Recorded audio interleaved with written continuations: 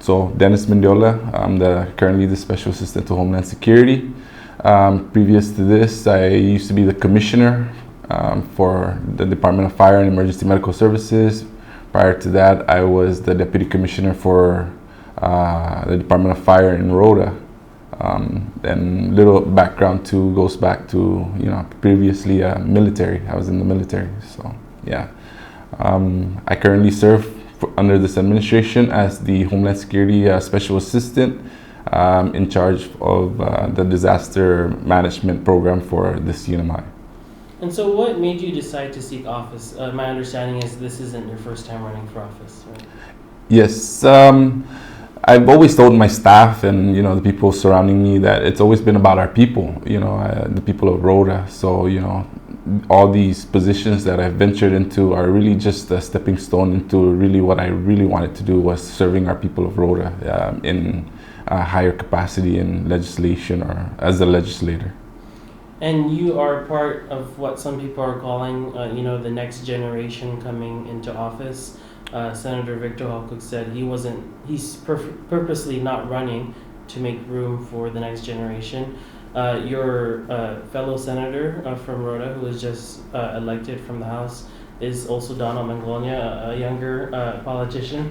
Just your comment on that. Do you see yourself as part of that next generation wave in the legislature? Absolutely. Actually,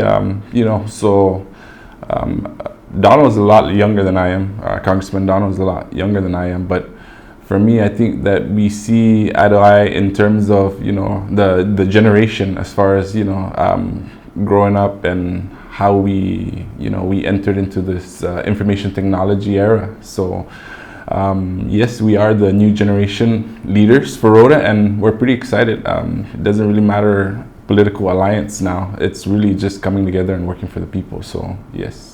And talk about political alliance, you're a Republican. Yes. This time around, the majority in the Senate is with the Independent and Democratic coalition.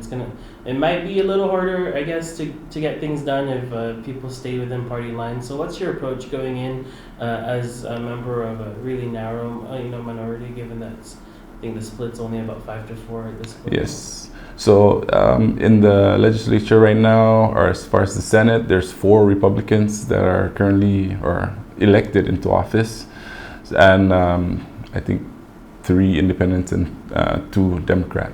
But for me, the campaign's over, in terms of political alliance or party affiliation. Now it's time to come together and work for the people as we vowed during our campaign, and I'm gonna stick to that. I'm really here to contribute to the team and figure out how we can move the island of Rota forward, or the Commonwealth for that matter. So I'm excited.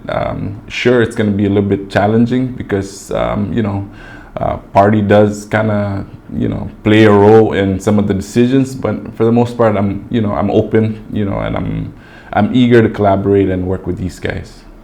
And so, what are some of the priorities that you campaigned on? What are some of the things you want to get done in your first 2 years?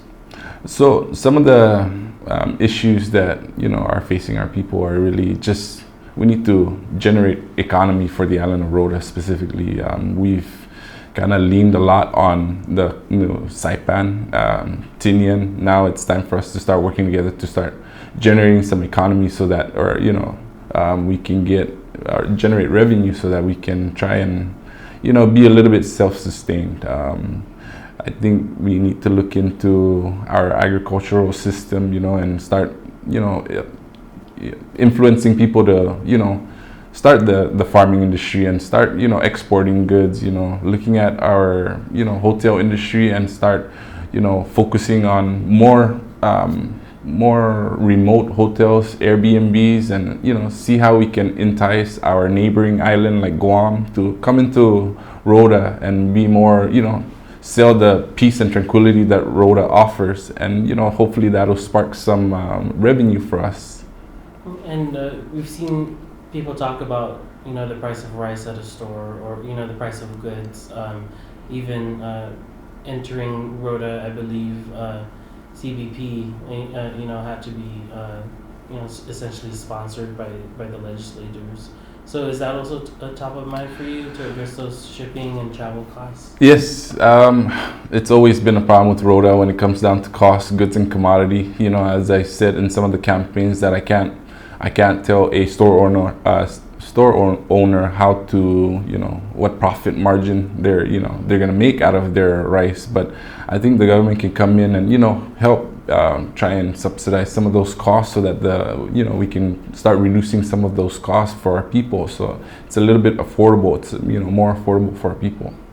I wanted to talk about Rota's voice at the table. How are you going to advocate for the island to be heard at the legislature? So it's simply just, for me, it's simply just coming together and just figuring out what's priority. Every legislator has their priority, and I'm not gonna go in there thinking that mine is more president than theirs. If we come together, the delegation come together, and we sit down and talk about, you know, the issues that affects our people. I think we can come to terms in terms of what's more president or what's more important at the moment, rather than, you know, individual priorities, because I think that's when we'll start colluding and start having issues. And so you have a wealth of experience that you're bringing into office. And you know, you're a retired Army. You're also in charge of fire and homeland security. How do you see those experiences, informing the work that you do?